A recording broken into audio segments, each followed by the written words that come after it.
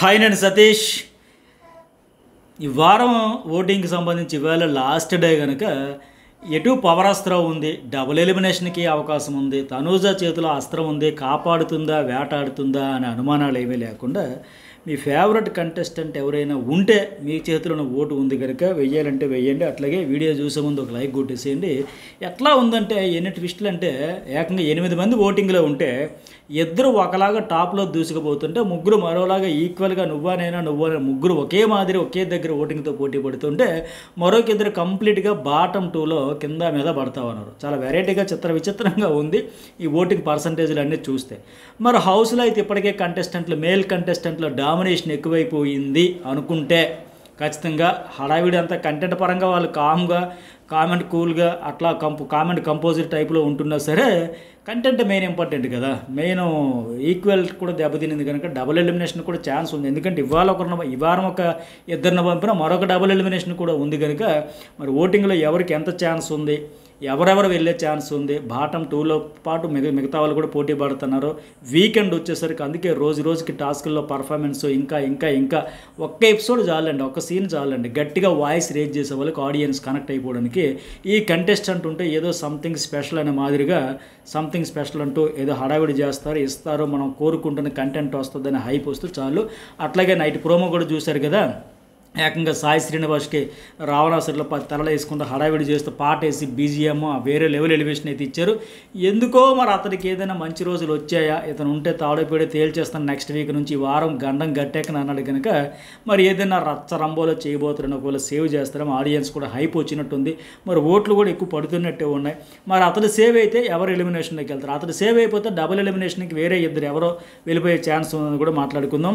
Video చూసే ముందు like చేయండి. అట్లాగే కెప్టెన్సీ కంటెంట్ టాస్క్లకు సంబంధించి ఎట్లాంటి ట్విస్టులు ఉండబోతున్నాయి ఇప్పటికే జర్నలిస్ట్ సతీష్లో అప్లోడ్ చేశా, ఆ వీడియో కూడా మిస్ కాకుండా. ఇక ఈ వారం అంతా తనూజ, ఈ సీజన్ అంతా తనూజ అని కూడా చెప్పొచ్చు. ఫస్ట్ డే నుంచి ఇప్పటి వరకు కూడా మంచి ఓటింగ్తో ఉంది. కాకపోతే ఆ 1-2% అప్స్ అండ్ డౌన్స్ వచ్చి ప్రస్తుతానికి ఈ వీడియో చేసే సమయానికి ఏకంగా 25% ఉంది. ఎందుకంటే ఈ వీక్లోనే 27 దాటింది, 28 వరకు వచ్చి 27, 26 అట్లా కొద్దిగా డౌన్ఫాల్. ఎందుకంటే very selfish and cunning game అని నిన్న బయటపడింది. ఆవిడకి ఫ్యాన్ ఫాలోయింగ్ ఉంది కాబట్టి పచ్చడైపోలేదు. కానీ లేదంటే ఇలాంటి డెసిషన్స్ తీసుకుంటే కష్టపడేవాడికి కష్టే ఫాలో అనుకుంటారు కదా, వాళ్ళకి ఫెయిర్గా చాయిస్ ఇవ్వాలి తప్ప ఆ గౌరవాన్ని అన్యాయంగా రుబాబుతో దబాయింపుతో తప్పించేద్దాం అనుకుంటే ఎట్లా. ఆయనకి లాంగ్వేజ్ రాదు కదని ఊరికే మన మాట చెల్లిపోద్ది మోసం చేసేద్దాం అనుకుంటే ఎట్లా. క్లియర్గా అదైతే అన్ఫేర్, ఖచ్చితంగా నెగిటివిటీ వస్తుంది గౌరవ విషయంలో. ఎటు ఆయన టాస్క్లు ఆడతానంటే ఒప్పుకోరు, నేనే ఆడతా. ఆ టాస్క్ ఆడుంటే ఈ అమ్మాయి ఆడుంటే మనం ఆలోచించాలి కదా మనకి ఎంతవరకు సాధ్యం అనేది. తలక మించిన తలపాగా వేస్తే ఏమవుతుంది, పడిపోతుంది కదా.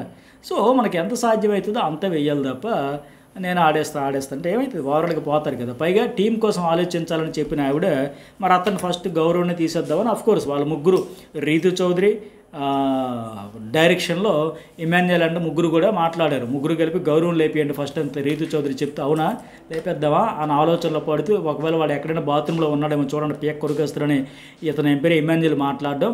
ఫైనల్లీ కలిపి ఏమైందంటే కన్నింగ్ క్యాట్స్ అనే మాదిరిగా పోటీ అవుతుంది. వీళ్ళంతా గ్రూప్ గేమ్ ఆడారు ఒక రకంగా చెప్పాలంటే. ఏకంగా 8 మంది టార్గెట్ చేసి మరీ అతన్ని తప్పించేశారు. అలాంటప్పుడు ఏమవుతుంది, 8 మంది కావాలని స్ట్రాటజీగా వాళ్ళు పార్ట్ ఆఫ్ గేమ్ కాదనట్లా ఆడాలి కూడా. మరి కాంపిటేటర్స్ని టఫ్ ఫైట్ ఇచ్చే వాళ్ళు ఉంచుకొని ఏం చేస్తారంటే ఎస్, కానీ తీసుకునే నిర్ణయంలో ఒక న్యాయబద్ధంగా తీసుకుని ఉంటుంటే ఆడియన్స్ యాక్సెప్ట్ చేస్తారు. వాంటెడ్లో అతను తప్పించాలని ఎన్ని ప్రయత్నాలు చేసి ఆఖరికి ఆ గ్రీన్ బ్యాడ్జ్ ఇవ్వడానికి కూడా ముక్కు తిప్పలు పెట్టి ఆయన ఫైటింగ్ చేసి లాక్కుండా ఆ ఫైటింగ్ స్పిరిట్ ఆడియన్స్కి నచ్చుతుంది. ఇట్లా అతను తొక్కేద్దాం అనుకునే నేచర్ అయితే నచ్చదు. వీటన్నింటి వల్ల మైనస్ వస్తుంది ఖచ్చితంగా. ఈ అమ్మాయికి ప్రస్తుతానికి సేఫ్ జోనే కాదనట్లే, కానీ ఇదే నేచర్తో వెళ్ళుంటే పెద్దగా టైం పట్టదు. అట్లాగే రెండోది కళ్యాణ్కి అయితే 22% ఇతను కూడా 1% తగ్గింది.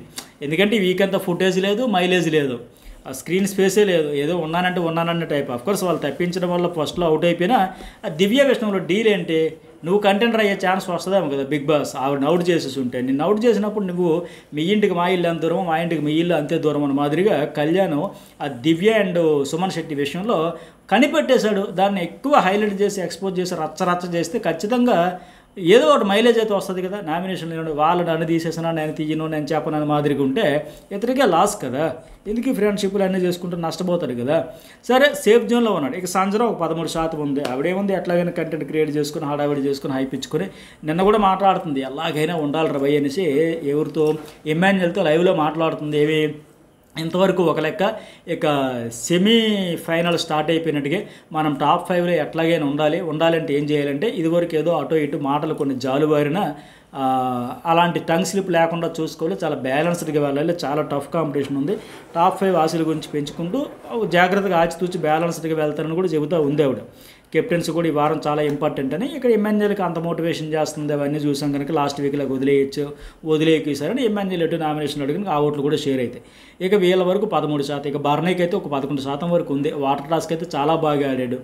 ఇతను కూడా కళ్యాణ్ చేసినట్టుగా తప్పు చేశాడు. దివ్య అని కనిపెట్టాడు కానీ గౌరవ్ అని చెప్పాడు స్ట్రాటజీలో భాగంగా. కానీ చెప్పుంటే బాగుండేదేమో. ఎనీవే పర్వాలేదు బాగా ఆడుతున్నాడు అనేసి పాజిటివిటీ అయితే వచ్చింది. నేను ఆయన చెప్పినట్టుగా చచ్చి బతికాను నాకేంటి రెవలైనా వాడు బాబు అయినా నాకు భయం లేదు అంటున్నాడు కదా. అదే ద్వారా మొత్తం ఓవరాల్గా ఆటలో ఈ బంధాలన్నీ తెంచుకొని పక్కన పడేస్తే బాగుంటుంది. పొటెన్షియల్ ఉంది. ఆయన ఒరిజినల్ నేచర్ అంటే ఆవేశం. ఆ ఆవేశాన్ని అణిచిపెట్టేస్తాడు. ఇక్కడ కావాల్సింది అది ప్రదర్శిస్తే బాగుండేది. సరే ఇక తర్వాత సుమన్ శెట్టి ఒక 10% ఉంది. నిన్నైతే కొద్దిగా టాస్క్ వల్ల అలా బాగా బిగ్ బాసే భుజాల మీద వేసుకొని రణరంగం అనే దానికి ఆయనే రంగంలోకి దిగి ఆడించాడు. కానీ లేకపోతే సుమన్ శెట్టి భుజాల మీద పూర్తిగా టాస్క్ వేసి ఉంటే పక్క బిస్కెట్ నో డౌట్. ఇక దివ్య సపోర్టింగ్ తీసుకొని బిగ్ బాస్ అయితే రంగంలోకి దిగి ఇంకా కాకుండా రీతు చౌదరితో చెప్పి ప్రతి ఒక్కరికి ఫోన్ కాల్ చేసి కన్ఫ్యూజ్ చేసి క్రియేట్ చేసి వాళ్ళందరినీ అయోమయం నెట్టేసి ఆయన ఆడించాడు గేమ్. సుమన్ శెట్టి మొన్న సంజన చెప్పినట్టుగా సుమన్ ఈ సీజన్ ఆడట్లే. ఈ సీజనే సుమన్ ఆడుకుంటుంది. గేమ్ సుమన్ ఆడట్లే. గేమే సుమన్ ఆడుకుంటుంది అనే మాదిరిగా అలా కాలం కలిసి వచ్చి తప్ప ఏమన్నా పర్ఫార్మెన్స్ ఉంటుంది చెప్పండి. నటనైతే బాగా చేసింది. నేను కాదు నా మీద పెట్టకండి అని. రెబల్ నువ్వే అయినా సరే ఆడిన ఎఫర్ట్స్ మాత్రం ఆవిడకే దివ్యకే పోతాయి కదా.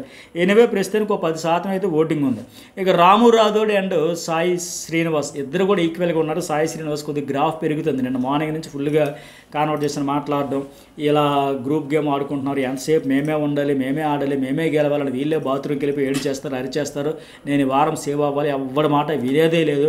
ఎందుకంటే ఎంపైర్ అయినా రాము రాథోడ్ 30 సెకండ్స్లో టవర్స్ టాస్క్ కంప్లీట్ చేసి ఏం లాభం, అతని గ్రీన్ బ్యాడ్జ్ ఎవరంటే గౌరవ్ అంత చక్కగా అంత అద్భుతంగా టాస్క్ ఆడాడు, అతడికి కూడా ఎవరంటే ఏంది ఇది. ఆ ఎమ్మెన్యేల్ స్ట్రాంగ్ ప్లేయర్ కానీ ఒక స్టాండ్ కూడా తీసుకోవట్లా. ఇట్లా వాయిస్ రేజ్ చేస్తున్నాడు. ఇవన్నీ కూడా ఆడియన్స్కి నచ్చుతాయి కదా, కనెక్ట్ అవుతారు కదా.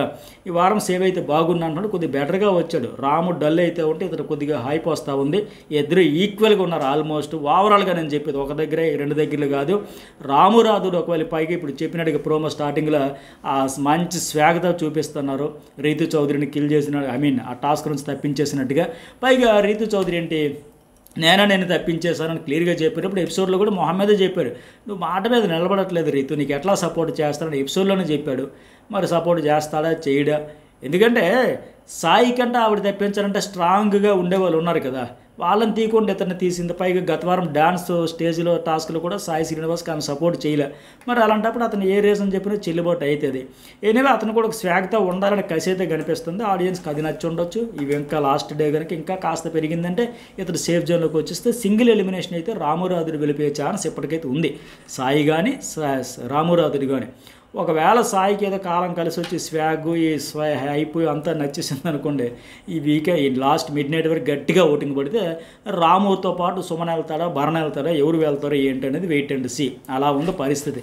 డబుల్ ఎలిమినేషన్ అయినా మొత్తానికి. ఎందుకంటే ఇక్కడ మీరు గమనించాల్సింది వీకెండ్ వచ్చేసరికి 8 నుంచి 11 రాము రాథోడ్ సాయి ఈక్వల్గా 8% ఉంటే సుమన జస్ట్ ఒక 10%, ఆ పైన భరణి 11%. అంటే డబుల్ ఎలిమినేషన్కి అయితే మా నలుగురము అర్హులమే మేము పోటీ పడుతున్నాం అనే పరిస్థితి ఉంది. మరి చూద్దాం ఎట్లా చేస్తారు, ఎవరు ఉంటారు, ఎవరు వెళ్తారు.